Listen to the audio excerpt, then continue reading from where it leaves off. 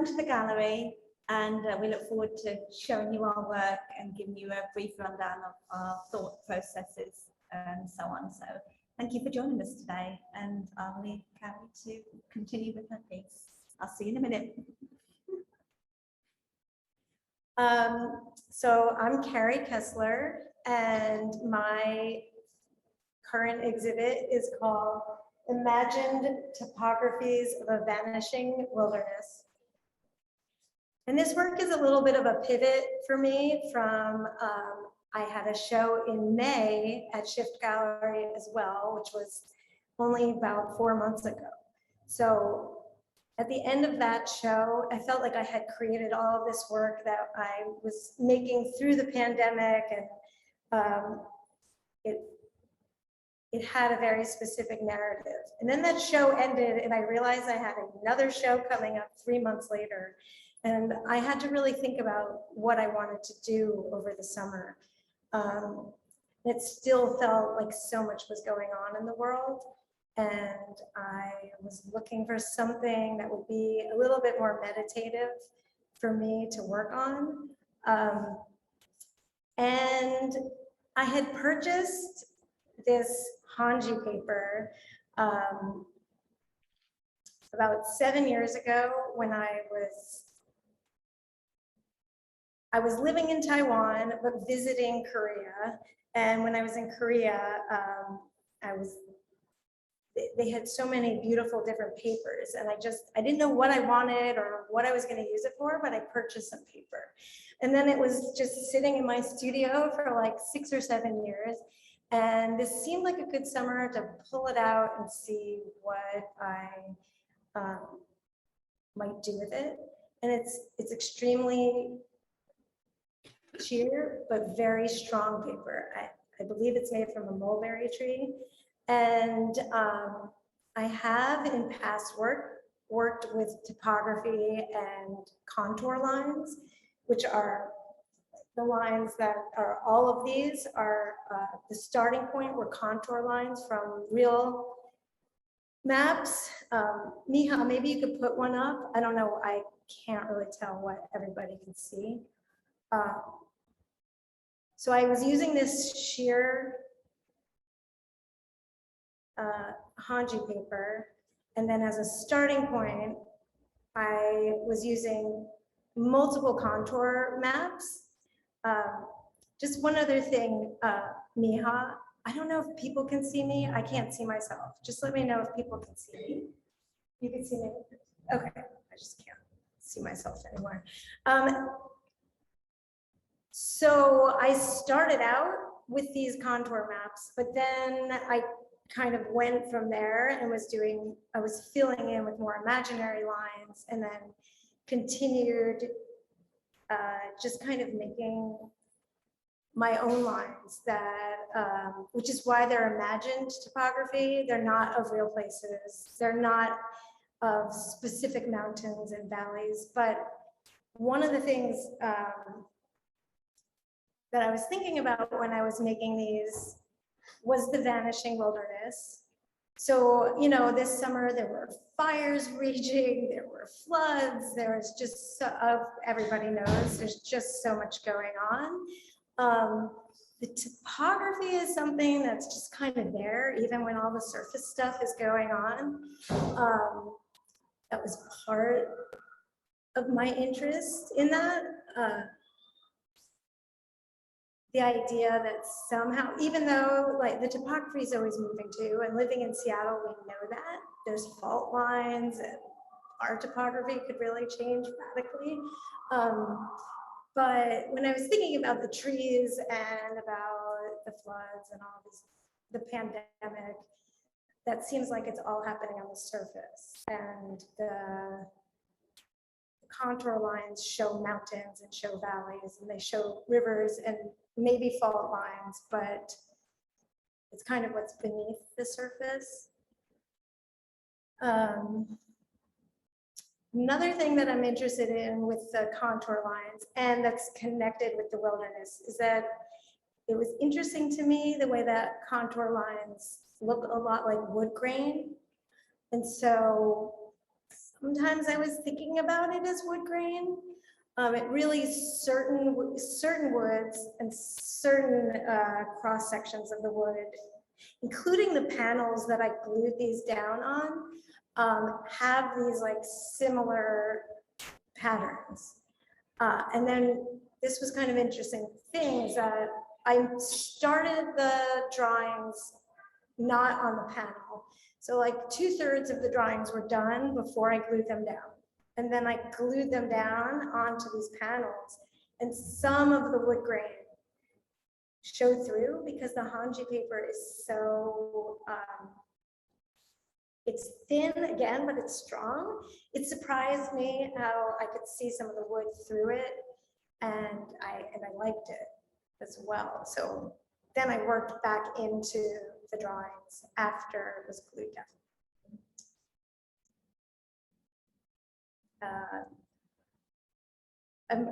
I would love questions. I'm sure there's a lot more to say, but that's kind of, I feel like my process and what I was thinking about. And I guess one more thing to say is that this whole body of work was really only 3 months worth of work, and that I wasn't sure if at the end of it, I would feel like, okay, like I did this 3-month thing and it made for a nice show and I'm done with that.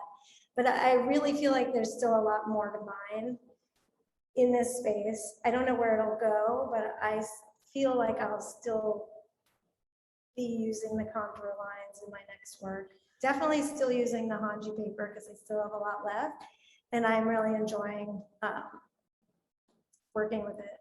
So I'm going to let you know, Karey, I have a question from Will. Hey, Karey, I really like what you're doing there.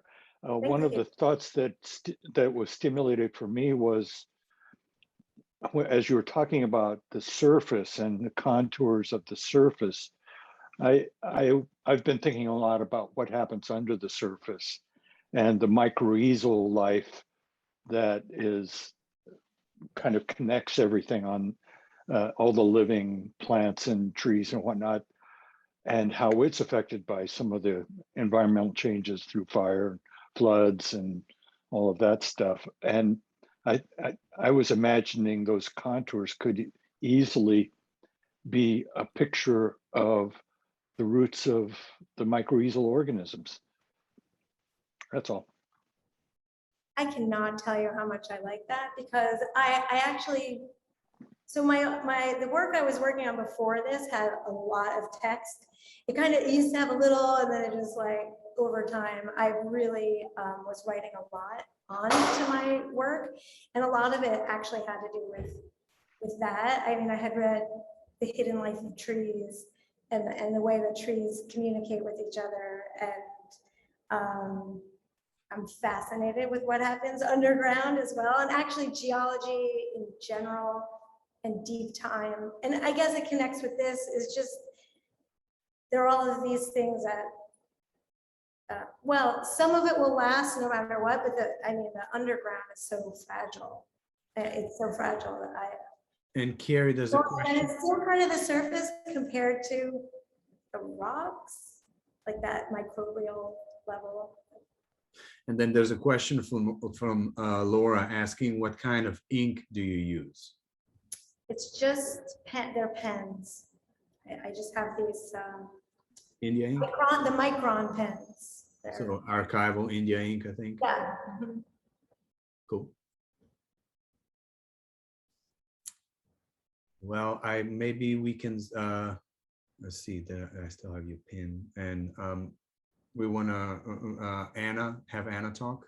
Sure. And if anyone thinks of anything later, I will still be here. Hi. Okay, just positioning ourselves here. Okay. Hi. So my name's Anna Macrae, and the work that I'm showing at Shift for September, I've called Playing for Time. I've really come to that title because the work that I'm showing was really made primarily last year and a bit this year, but really it was made through that time when the world stood still. We all kind of tried to reevaluate what was important to us. Everything changed. Our worlds got smaller, and we kind of sat with things a bit longer. And as an artist, I found that really quite a luxury of time that I was able to spend in the studio, and I felt as if I had spent longer on my pieces, looking, deciding what I wanted to do, and just putting my work forward with that. I describe myself as a process artist, so with that I mean that my work is generated from the processes and the materials that I'm using. And usually it's grounded in mundane as well, and using non-precious materials. I feel as if I can work better using materials that have limited value, because then I'm more playful and more open to the possibility of mistakes and just those beautiful, messy imperfections, as I call them. A friend of mine was clearing out her garage and had a load of house paint that she gave it to me. So I thought, okay, what are we going to do with house paint? So I decided to experiment with pouring house paint onto a surface. And I just loved those shapes that appeared. They were kind of soft and random, and I couldn't really control the shapes of the pour because they kind of spread.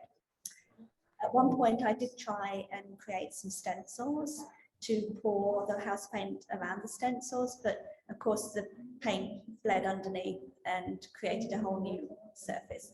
But I'm all for the process, and so those what you might call mistakes, or those uncontrollable parts of it, is kind of key to how I work. So a lot of the shapes, when I started editing into this particular one you saw on the screen, I edited shapes around it, and I felt, so I created this work mainly last year, and when we came to this point of deciding what we were going to show for September,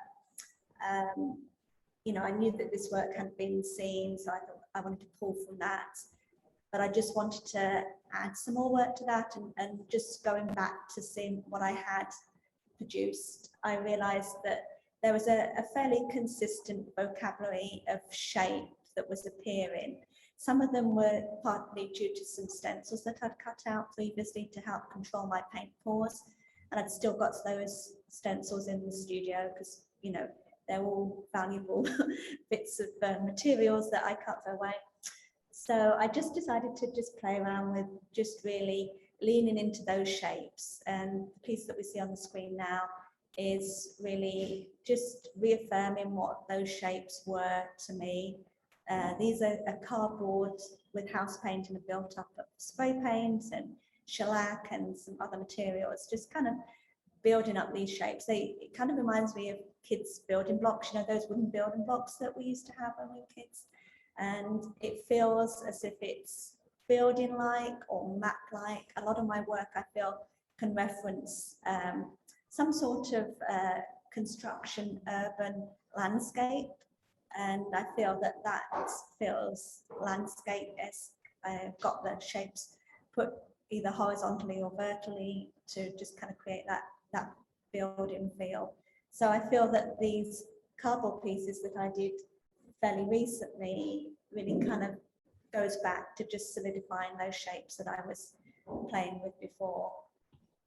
And the last piece we see on the screen, that was sort of like another departure, I think, from the way I was working. I always like lots of texture and surface with my work, and so I tend to need to build up some surface first of all, partly just to disrupt the surface so that I can be more free to play. And so this is another one which has a lot of surface history down first before I put the marks down. And so this one you can see is a combination of some fairly bold shapes with the blacks and the pinks, and then fine lines and markings. And I created a whole other series with this similar way of working that I showed in May. Yeah, I work in a sort of found objects, and I'm holding this piece as well here.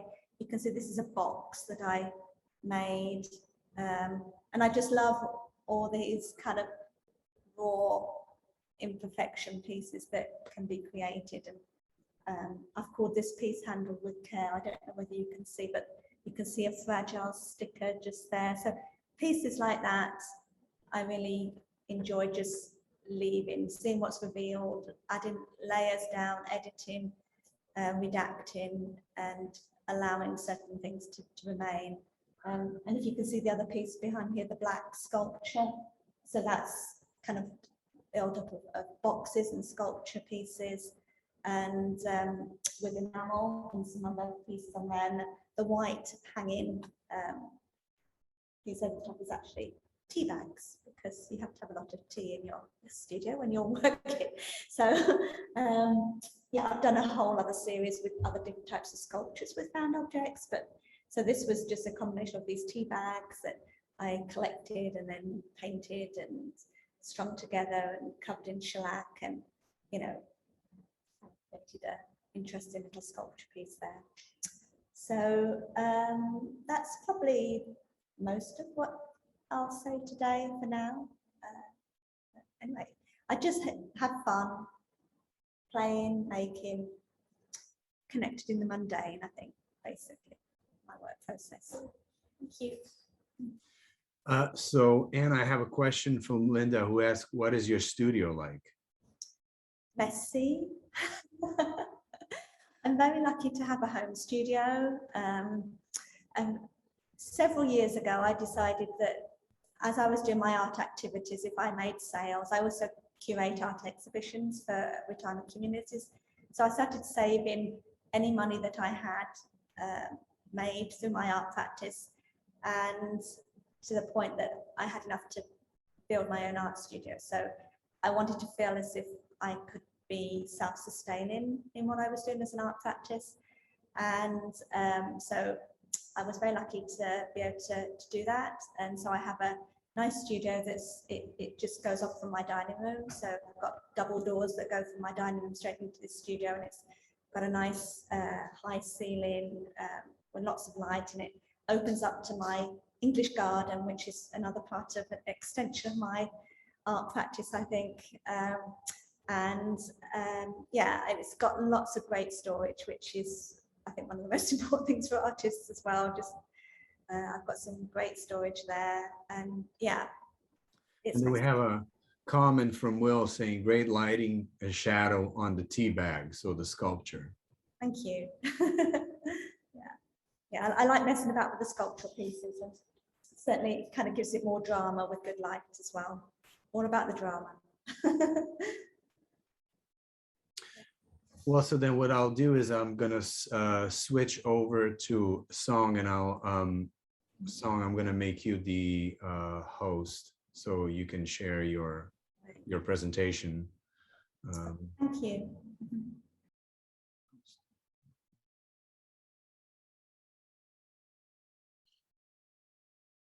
The floor is yours, Song. Thank you. We start the projection.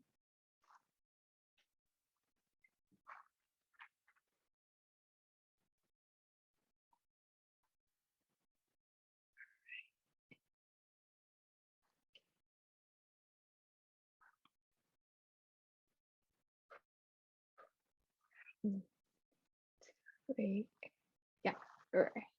Hello, my name is Chun, and I am an interdisciplinary artist who works with various types of materials to depict the distinctiveness of perception among individuals. My work often portrays light reflection on the surface of water, separation of space by grids, and binary relationship between people. The title of my show is Liminal Space, and the brief description of the title is, there's no clear boundary between light and dark. There's no present, only the past and the future exists. Even at this moment, the time is passing by. Therefore, we are always living in a liminal space. The word liminal comes from the Latin root limen, which means the threshold. The liminal space is the crossing over space, a space where you have left something behind, but not you are not fully in something else. It is a transition space.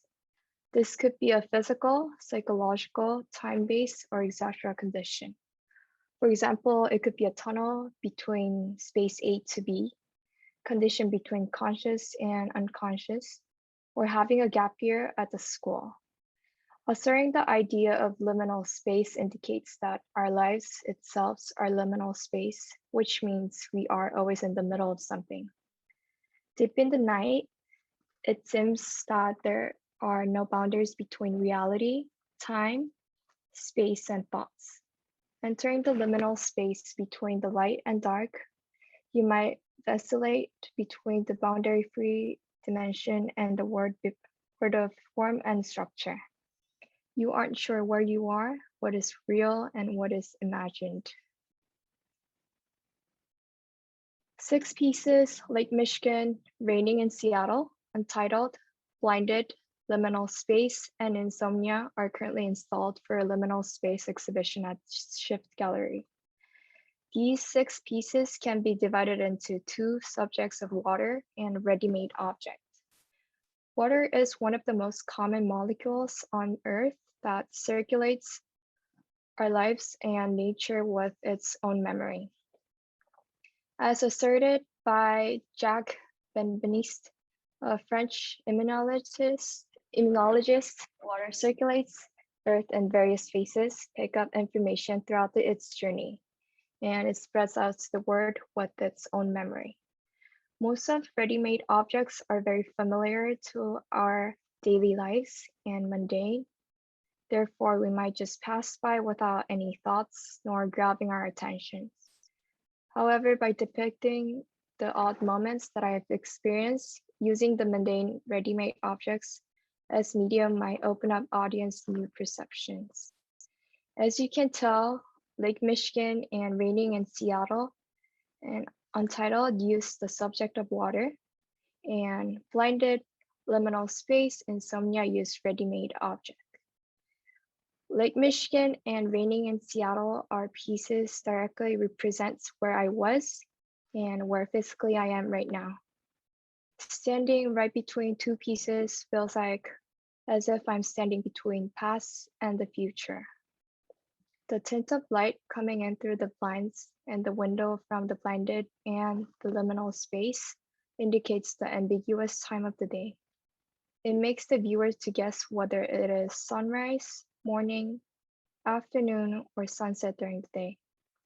Insomnia depicts the moments between where my conscious thinking goes to unconscious of dreaming at night, right before I fall into sleep. And these 6 pieces are currently on view at Shift Gallery until October 2nd. Feel free to swing by and take a look at these work in person. I'll be at the gallery on 17th, October 1st and 2nd for the closing reception of the exhibition. So thank you all for your time and listening to my talk. Thank you. Let me stop the sharing.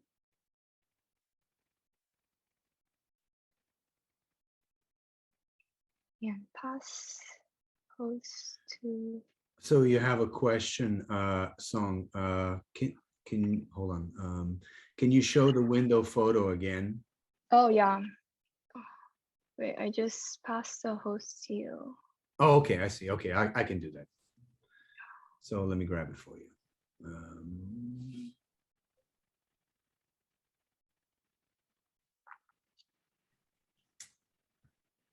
Okay, just give me 1 second. And there we go. So here's the window right here. Share the screen.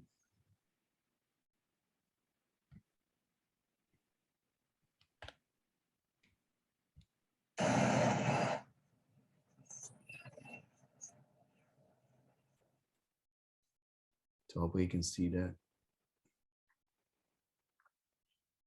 Let me play it one more time just in case the cursor was in a way.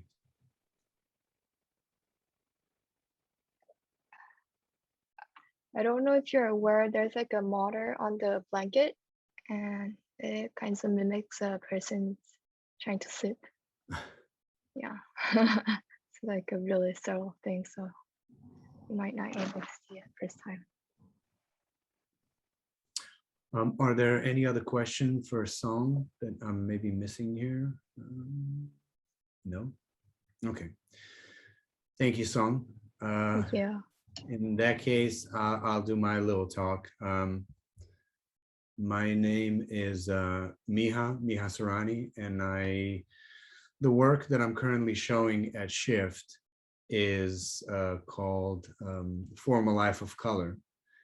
And it's compiled out of two sets of works. The first are these 4 works right here, which were created a few years back. And the intention was to try to create work that didn't sort of have some big concept behind it, but really try to just lay down some color and try to formally apply other colors and see if I could build some sort of emotional resonance within a viewer. So there's no narrative, there's no sort of intended desire to push the viewer in either direction, but rather just see what they pick up on.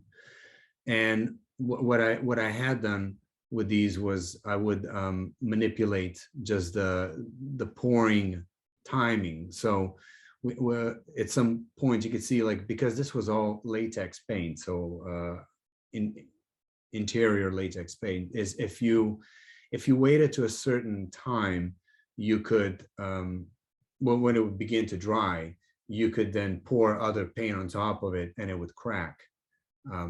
Or if it was still wet enough, those colors would begin to merge, which you sort of see some of the elements occurring right in here.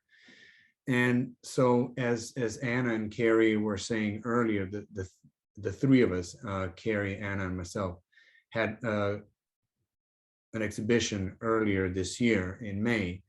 And so when I was thinking of what I wanted to do for this time, I kind of hit a wall, creative wall, I think, in terms of the work that I wanted to maybe make. I felt like I didn't maybe give myself enough time. So I decided to just do something to where I would just it would be like a formal exercise. And so the other work, trying to grab it here, are paintings that look like, I don't know why it's not showing, technical issues. Let's see. And anyways, I'll see if I can grab the slides, the idiom series, which were looked like this. These are larger, they're 40 by 60, and they began as sort of just exercises in laying down shapes and color, and they all had the same range. Side by side, when you would set them, they would go from one spectrum of color to the other. And sort of, I kept the palette fairly limited, and just try to see by putting down one shape or one tone, see if the variation on that tone could really sort of invoke a resonance within a viewer. And one of the things I wanted to do is there was a question last week when I was sitting in a gallery. Somebody very poignantly said that drips have a bit of a history to them. You know, sometimes drips can be they can create a short way to make look something painterly or exciting. And so if they're not, I think if drips aren't used properly, they can sort of take away from some of the impact of the work. And I wanted to use drips in a way that if you listen to, for example, David Bowie's Heroes, the way Robert Fripp was using feedback noise on an electric guitar, which in lesser hands is just noise, okay? But if you do it properly and sparingly, it can really sort of enhance this kind of ephemeral quality of the sound. And so I was using drips in a similar way here. And sometimes I would paint them out, sometimes I would leave them. So I only kept the ones that I thought really helped enhance the work. And unfortunately, I can't see it super well, but some of these pieces had a variety of kind of surfaces and textures to it. So for example, this area has a lot of sheen to it. So if you're looking from the side, it sort of has a bit of a shine to it, almost like a glass surface. Yeah, that's the, I don't know why, but it won't let me grab the image of all three of them side by side, unfortunately. So what I'll do is I'll just play this little video for you that kind of gives you the overview of all the paintings in a row. So let's see if that might work. So these are all the whole series side by side.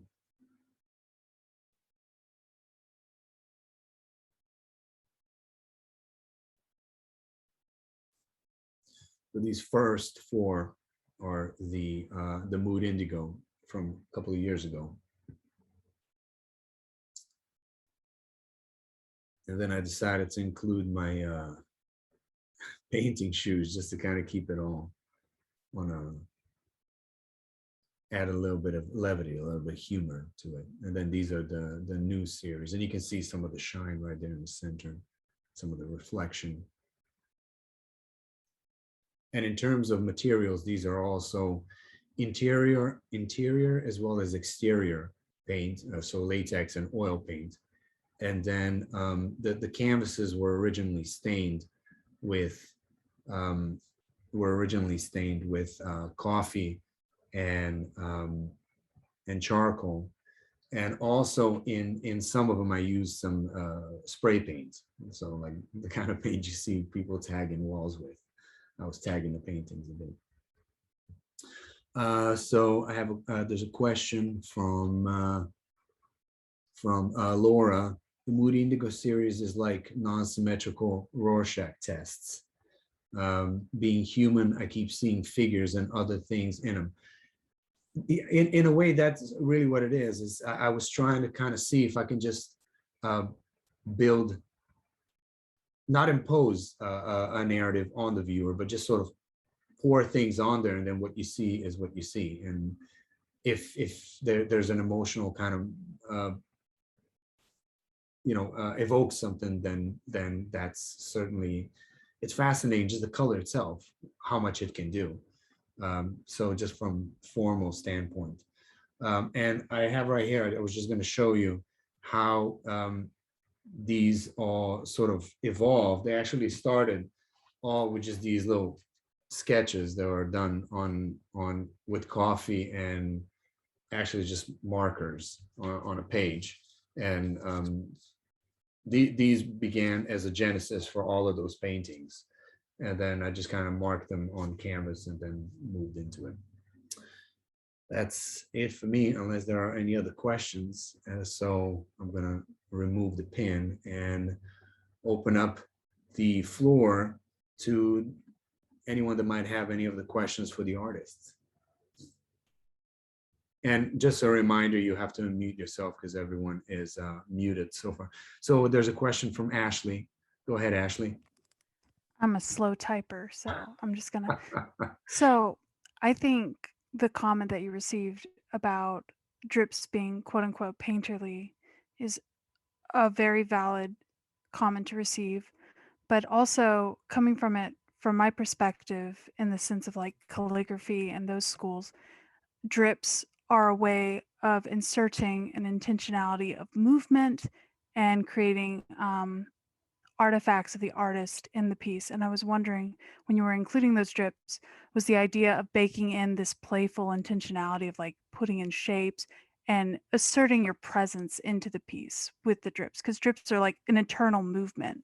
Like you can't undo the fact that movement was there, and that's why Sure. the drips are there. One of the things that's a great question, Ashley. One of the things that I really like about the drips is, when I started making when I started making art at the very beginning, my work was very, very precise. It was very tight. It was very controlled. And, you know, even if a piece of paper had a small little bend in it, I wouldn't use that paper. And to get from there to where now I use wrapping paper to draw on, it really required a lot for me to sort of get out of my comfort zone. So drips were something that I could never control. And I sort of thought it was my connection to a very kind of Cajun notion that, you know, if you begin by really structuring and designing what you want in it, then you can free it up by letting chance add its own thing. And so the drips, in some of the paintings, you know, I don't keep every drip. And you could see in some of them that some of those got taken out because I didn't think they were adding anything of value, in my opinion, to that work. It just became too drippy, if you will. But it's good to have it because you're right, it does add motion to it, and it makes it, there's a certain intentionality, even though it's not it's not I mean, it's deliberate, but it's, you know, it just adds kind of the human elements to it. That doesn't look too controlled, but you could go too far, right? I've seen works when people think I'm just going to pour everything, I'm going to drip everything, and it's going to look painterly, and therefore, you know, has some kind of aesthetic. And I think that that was a comment that was being made in the gallery last week, and I agreed with it. It can't go too far, you know. So that's a great question, Ashley. Thank you. If it's all right, if I could just add, I think Sure. you'd really like looking at the flying white style of calligraphy and the discussion between when we're talking about drips, when we're talking about brush strokes. It's not so much the paint that you're laying down or those artifacts that are left over. I think what's interesting when you're studying that style of calligraphy in particular, it's the white space or the parts that aren't Sure. covered up, the tension Sure. between those lines that you're creating, that I find so, especially in your work, very pleasing. I think it's that. So you were very intentional, and I could see that. So I just, And there you go. there were, in these paintings, there were several areas where you can look at it and you can actually see the raw canvas, right? Exposed canvas. It's not covered by paint. It's not covered by any material at all. So it really, what it does, it points to the process of painting itself. So you can basically see how the painting was evolved or how it was formed. Then you can see from, okay, this is the most basic of the levels is right here, and then things go on top of that. It's sort of like a conversation of like, you know, Franz Klein paintings, when you really kind of are confused by the optical space, like what's in front, is the white on top of black, or is black on top of white, and sort of kind of making it very complex by compressing that space to the point that you are tricked into thinking, oh yeah, it's totally this on top of that, but is it? And in these paintings, there are certain parts when I would recreate that faux, you know, raw canvas. So you think, you can't really tell what came on top of what, that there's a bit of ambiguity. Will, you had a question? Yeah, first I wanted to comment to Sung. I very much appreciated your comments about time and the thresholds that you expressed through your work. And to that end, I wanted to make a comment to you, Miha. It's been a couple of years since we've spent any time together, obviously, because of events, as it were. And I noticed in between your two sets of work, a certain change that I think I see in your physical presence. There's a certain sad maturity to you that has developed since the last time I saw you. And I noticed the color in the second set of works and the use of shape and whatnot had a certain maturity to it that I wonder if these are reflections of how your life has been affected by the pandemic and isolation and some of those sorts of things. I think there's certainly a lot of kind of it's fascinating to think. I don't think I'm a painter that's sort of, first of all, I don't work in seriality. I don't like repetition. I do one thing and I move on. I have no desire to do the same thing, you know, forever. That's what Stones do in AC/DC. That's not me. Like I do it and I move on. But it was interesting just to create work where I didn't spend a year planning every sort of facet of it and sort of how it's going to have all this, you know, tangent connections to Duchamp and God knows what else, where you could really unpack it. Even though on the surface it may look like, oh yeah, they're just drips or smears or whatever. And with these works, it really was just about the process itself. Like, can I control myself enough to not impose my own kind of things onto it, but really just respond?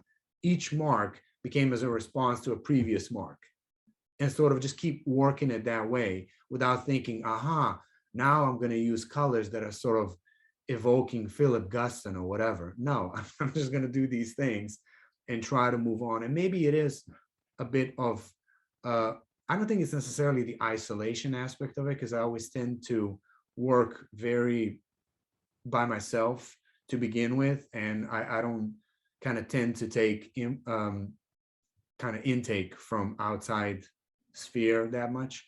But I have noticed that in how it was shocking to me how informed my work is by things that I may not generally think inform my work. Like the fact that in the last year and a half, I haven't walked to the gym and back every single morning and sort of seen some bizarre color combinations on a bus, or felt an emotional connection to some random stranger that walks by. And when you spend a year and a half just in your studio with your family, like those outside influences, which you may have thought weren't even influences to begin with, it's amazing how quickly they sort of, you kind of start chipping into, you know, back to your sketchbooks and ideas that you had from like 5, 10, 15 years ago, and start kind of cannibalizing your notebooks like that. So I think that I appreciate the comment, Will. Thank you. Let me see if there are any questions in chat. So Mickey said, I love hearing artist processes and inspiration. Thank you all for sharing your work. Ashley said exactly 100%. Are there any, okay. Laura said, Ashley had a question for a song in the chat that I'd love to hear the answer to. The question is, what can you, Ashley, can you just repeat the question for song? Would you mind? Sure. It took me 100 years to type it, but I'll. The question was, there's a lot of philosophical roads that your liminal space could be talking about, whether that be this more archaic, more idea that like light comes out of the eyes, there's a soul, there's a meditation, like your soul escapes from the eyes, there's a philosophy in that you could be playing with. There's a bunch of philosophers from a bunch of different areas around the world talking about like there's no past, there's no future. And while in that sense we can all come to those ideas internally, which I think makes your show and your discussion so magical, that there is this long-standing discussion. But I wanted to know, is this purely coming from an internal space, like a self-guided meditation, or are there schools of thoughts or ways that we saw the human body in a sense? Because, you know, the way that you're playing with light harkens back to like older ideas of like where the soul comes from, where light comes from. Or yeah, so is it coming internally, or is there philosophy or schools of philosophy that you've been looking at and cracking down on in this show, like hammering it down in your mind? Or is it just a self-meditation on thoughts purely coming out of your being, which both are great ways to do it, but just interested in what your answer is. So I think it'll be both. I have three subject I discussed during my talk. It was the liminal space of its idea, and the water itself, and the ready-made objects as a mundane idea. So for the liminal space, while I was getting ready for this exhibition, I was doing a lot of searching, and I found out there's like a philosophical concept relating to the liminal space. And I thought it was a great idea to kind of bring all the pieces together as a one subject. And the water, I've been working with light reflection on water for quite a while now, and I have several pieces. And I think I'll say this is my own self-guided meditation, like inner stuff. I'm always drawn to like staring at the water, the light reflecting on the water surface. I like to go at the park and just stare at it. I don't know why I'm like so drawn to it, since I've been making a lot of pieces about that. So I digged a lot about my thoughts, what's behind it. So that's definitely coming from my inner mind. And also the ready-made, I think it's like the pandemic kind of bring it out, because now we don't go out often and we stay at our place a lot. And there are a lot of stuff that we always see just pass by. And there's like the moments that we always experience, but people don't usually just think about a lot. So yeah, I think that could be the answer for your questions.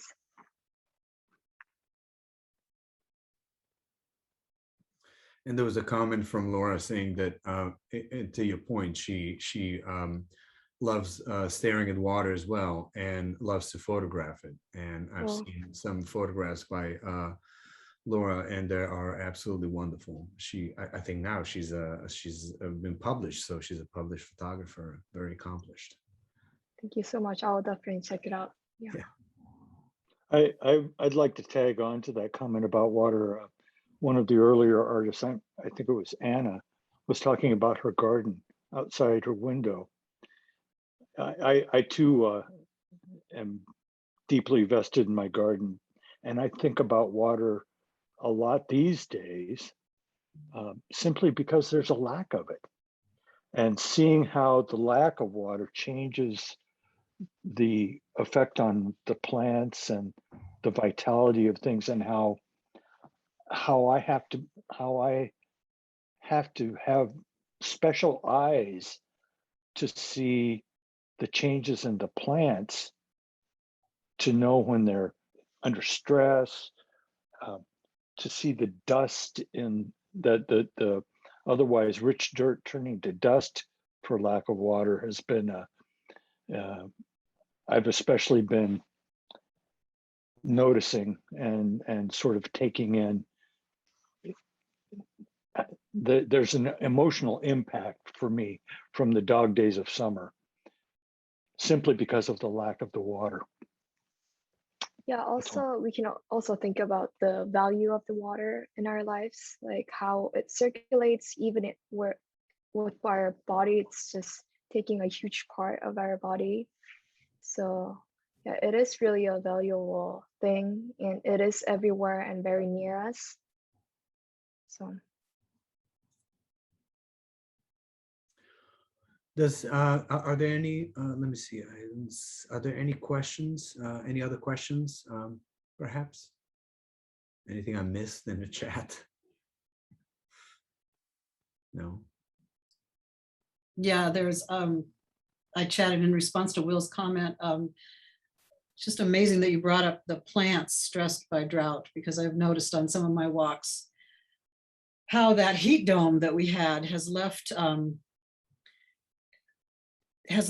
very weird kind of beauty in some of the plants, where parts of leaves will be parched and white, and all the skeletal features of it show up. And it's distressing to see that beauty is coming from, something I'm very, very concerned about. And yet it's beautiful. Yeah. I couldn't agree more. The impact of the heat dome on trees has left a new color in the natural world, where Mhm. there's sort of a glaze of orange on the tips of trees where they've been burned. And The leaves on yeah. leaves that are half burned and half green. I was surprised at how distressing and beautiful that looks. Indeed. Yeah, and I also want to say all the artists, I think all of your art really spoke to me about the world that we live in today. Some very obviously so, like Karey's, and some just bringing it to feelings and emotions to mind about it. It was really interesting to look at all of your talking and combine that with the difficult times we're living through. Thank you, Laura. Well, I think we might have are there any final questions or thoughts or anything? No? I'm really enjoying this this medium. Oh, And I know there's a lot missing from being in, up close and personal with the work, yeah. but there's also a new dimension to display of the work through the interpersonal discussions, not only with you, but with some of the other attendees, that adds a certain richness to the display, if you will. And let's not forget, parking downtown can be kind of tricky, so this is always helpful.